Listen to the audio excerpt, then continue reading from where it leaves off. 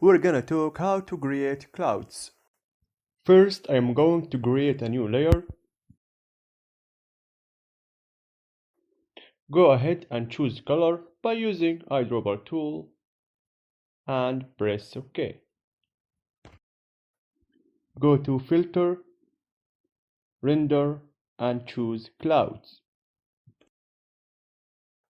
by using move tool in order to fit a sky in right position. Choose a brush tool to make a line.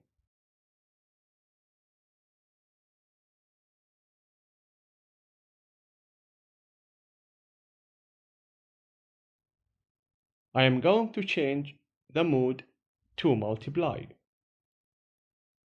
And you can see a quick way to make clouds.